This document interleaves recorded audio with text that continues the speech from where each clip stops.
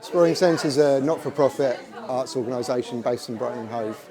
It started in 2011 when Hannah Coxeter and myself graduated from the University of Brighton doing arts and crafts, and we didn't really want to just make things that people could buy, and we're really interested in helping young people explore what their natural hobbies, skills and interests are. So we started toy hacking, making things and stuff. It's because we're involved with education, we're involved with community, and we are artists, practitioners, technologists, designers, whatever you want to call us.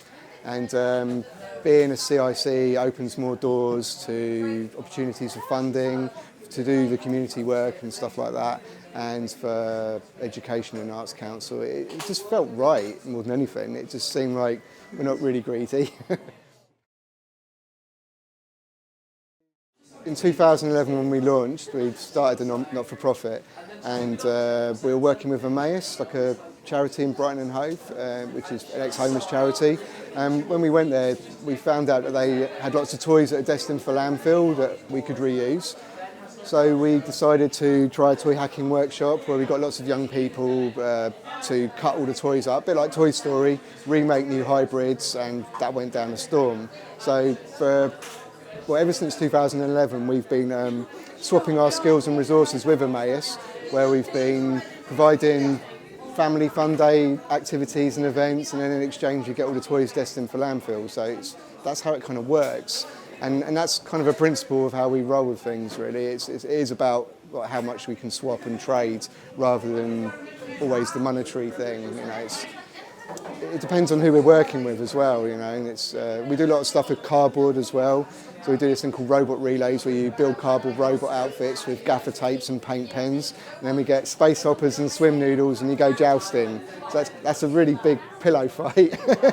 And 1-year-olds are making marks on cardboard, 5-year-olds are starting to race around and toy hacking, and then we move into digital activities. So we have technologists like Louis there, and where we're learning teaching young people how to code and how to use 3D scanning equipment and 3D printers and 3D print pens, all this kind of new technology that maybe is unaffordable to a lot of people. So we like to just give people the opportunity to play around. Struggle, yeah, it's really hard to get funding for community projects. Especially if you're a small CIC. I don't really like talking about the negatives, but there are negatives.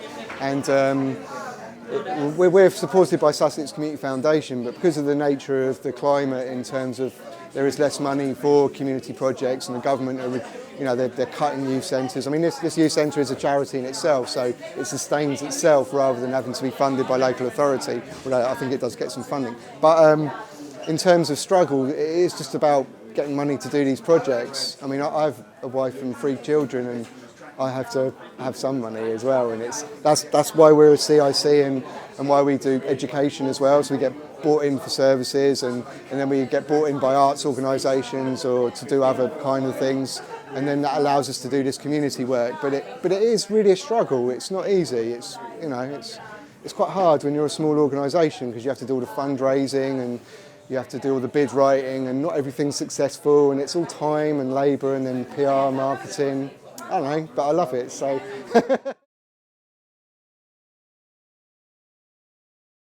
Yeah, we work really closely with the Brighton Digital Festival. We've got an arts commission to do a people place, a digital mutations workshop, which is about 3D scanning and model making and scanning people's heads and arms and objects and buildings and mashing it all together and creating new artefacts. So that's going to be a lot of fun. And then we're also working with the Digital Festival with Alex May and with his painting with light, doing projection mapping with toy hacks. So we'll be getting people to do toy hacking and then doing this installation of all these artefacts. So the Digital Festival is very important to us with the education. The Fuse Box. Who else do we work with? Kat Fletcher, who runs Freegal. Recently we were located in a building called Preston Max House in Preston Park, and that was shared by lots of not-for-profits. It was given to everyone for free. And Kat Fletcher, who runs Freegal, who built the Brighton Waste House, or part built it. They're great. I mean, Brighton Youth Centre, obviously, this place here. we work with them so much. I'm here all the time. So this place, Brighton Self-Managed Learning College, they're kind of a small indie. There are lots of organisations who we cross paths with, you know, and we collaborate with. I would say do it and be true to who you are. So, I mean, I think being a CIC is not about chasing cash, you know, it is about doing what you want to do. I mean, I'm an artist, an educator, a maker, and I enjoy helping people. So I think community is really very, very important to me, and play and social interactions, all of that kind of stuff is very, very high level to me. It's very important, and that's why I chose to be a CIC, and that's why my colleagues are CICs, and I don't know, it just seems like a progressive way forwards. Yeah.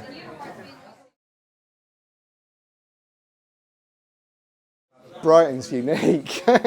It's a bubble. I honestly think it's its own thing. I've never come across anywhere like it in Britain, and I find it really similar to places like Berlin and Eindhoven in Holland as well. And it's just got a real free spirit. The people here are really happy, and there's a struggle as well. And just, I don't know, it's just the elements are right. And something about this place that people come here and they don't leave. It's like they're stuck. Are you going to leave Brighton? No, I'll just have kids and stay here. It just seems that most people I know have done that. A lot of people have moved from London as well, and there's a hell of a lot of creative people here. It's just, I don't know, it's just unique. I want more of it. It should be like this everywhere.